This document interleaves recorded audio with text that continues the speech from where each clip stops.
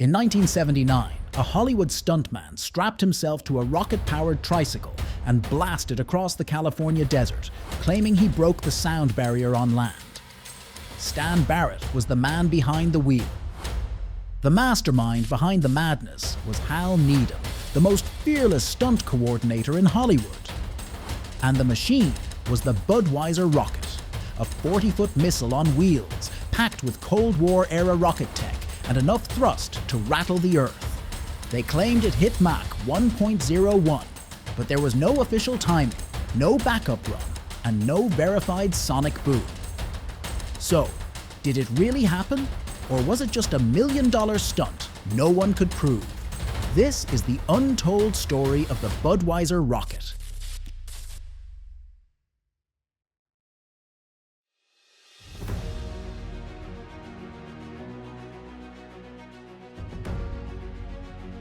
Before he was driving a rocket across a desert, Stan Barrett was throwing punches in a boxing ring. Yes, he was a former Golden Gloves fighter, so he was tough, fast, and fearless. These were the qualities that made him a perfect fit for Hollywood's most dangerous job, the stuntman. By the 1970s, Barrett had made a name for himself in the film industry. He was the guy behind the wheel during the wildest car chases in Smokey and the Bandit, Hooper, and the Cannonball Run.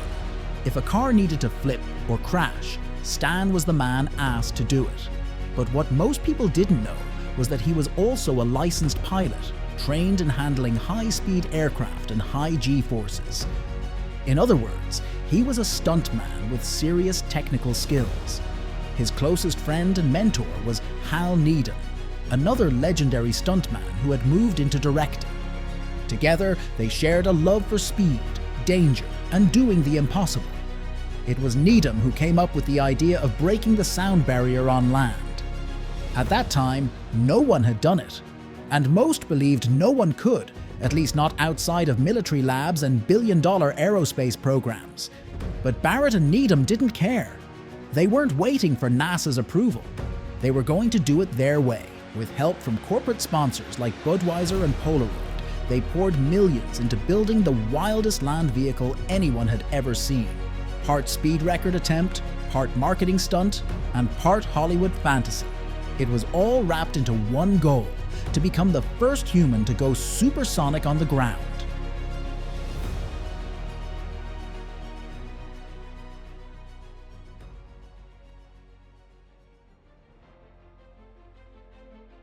And the machine they built looked like something out of a Cold War weapons lab.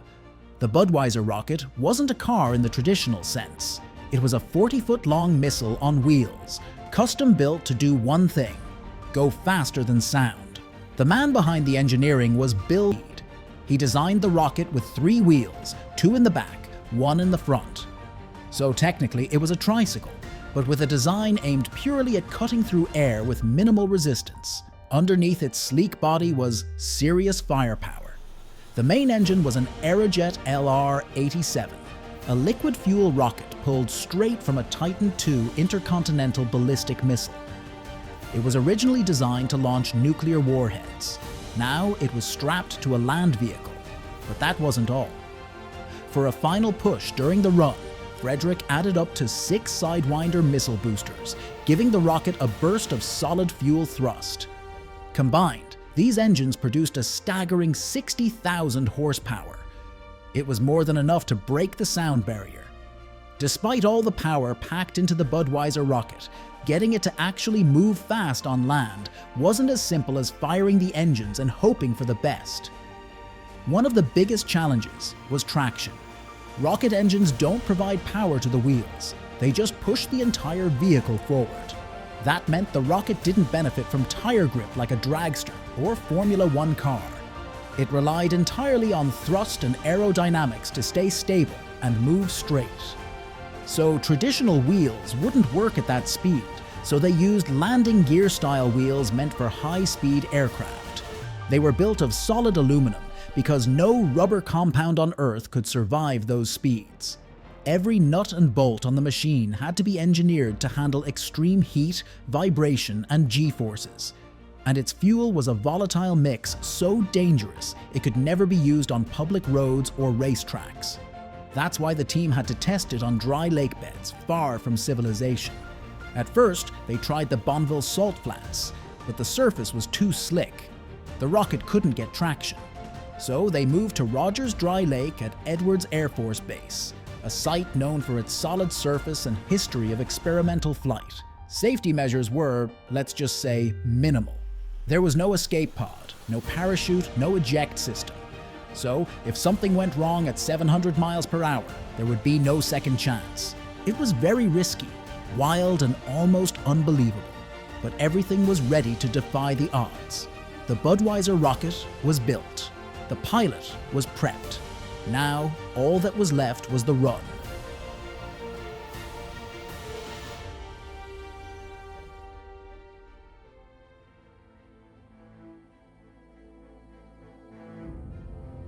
On the morning of December 17, 1979, the desert was freezing at about 20 degrees Fahrenheit.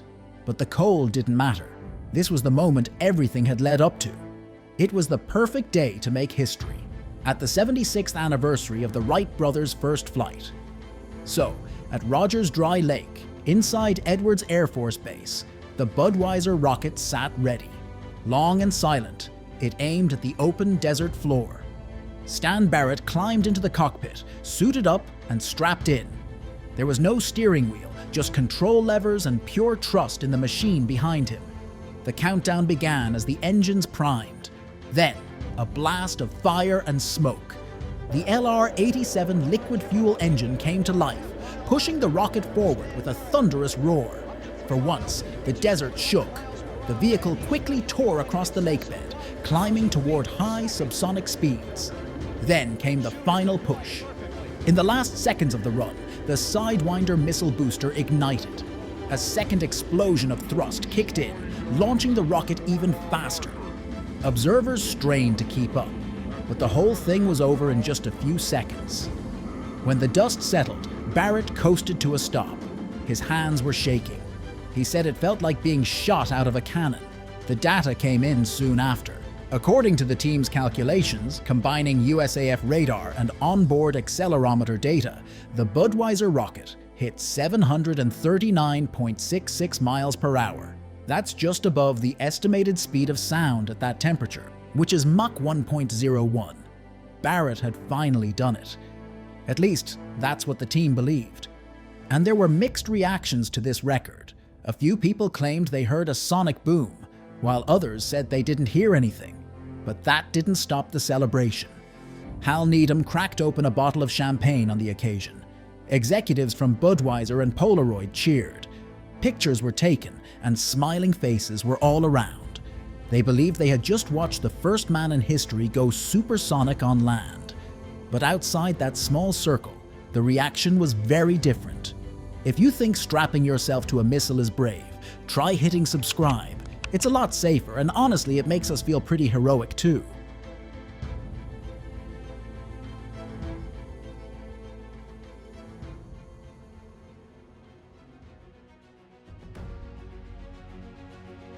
As the news of the attempt spread, the headlines that followed were bold. Some of them ran with it.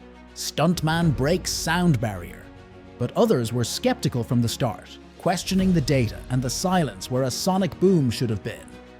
Then came the real problem. No one from the FIA or the FIM, the official bodies that certify land speed records, had been present at the time of the attempt.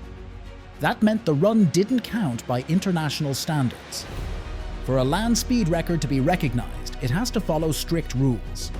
2 runs must be made within 60 minutes. They have to be done in opposite directions, over a measured mile or kilometer. Then the average of those 2 runs becomes the official speed.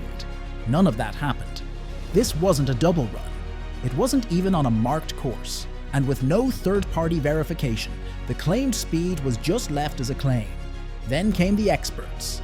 Dick Keller, an experienced engineer in rocket vehicles, looked at the data. He found problems. The radar readings were unstable, bouncing by up to 100 miles per hour in seconds. The accelerometer data wasn't released to the public, and even if it had been, there were doubts. high vibration, and the blast from the booster could have thrown off the measurements completely. And the biggest red flag of all was that there was no clear sonic boom.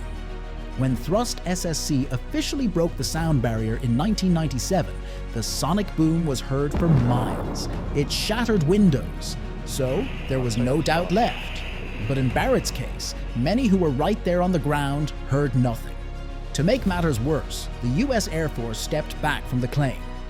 Officials later stated that the radar used during the test was never meant to certify speed, and that the results should not be taken as official. At first, the Guinness Book of Records listed the Budweiser Rocket as the first supersonic land vehicle, but after reviewing the controversy, they quietly removed it. In the end, Stan Barrett's moment was lost in a cloud of doubt. Some still believe he did it, while others say it was a well-funded illusion. Either way, the world moved on, and so did the race for the real, undeniable record.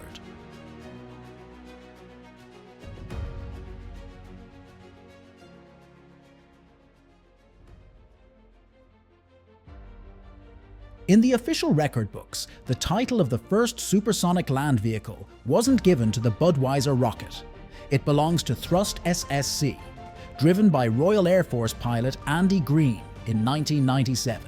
That car hit 763 miles per hour, breaking the sound barrier with full compliance with 2 timed and verified runs.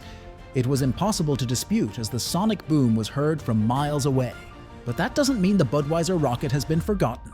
If anything, it lit a spark. It raised questions about what counts as a record. Was breaking the sound barrier just about official numbers and red tape? Or was it about the guts to try something no one else had ever dared? The Budweiser Rocket may not have earned the crown, but it inspired a generation of engineers, tinkerers, and dreamers. It proved that you didn't need a government contract or a billion-dollar lab to aim for history. Sometimes, all it takes is a stuntman, a rocket engine, and the guts to press the throttle. Even today, the story of Stan Barrett and Hal Needham feels like a Hollywood movie. 2 friends chasing speed not for fame or money, but for the thrill. Their attempt blurred the line between spectacle and science, and whether you believe the Mach 1 claim or not, there's no denying it was a bold attempt. The original Budweiser Rocket was eventually donated to the Smithsonian Institution, where it now sits in storage. And a modified version of it is displayed at the Talladega Superspeedway Museum, a quiet reminder of a forgotten race that may or may not have ended in victory. As for Stan Barrett, he's long since retired from stunts, but still pops up in interviews and speed events from time to time. His son, Stanton Barrett, carried on the family legacy, becoming both a NASCAR driver and a Hollywood stuntman, just like his father.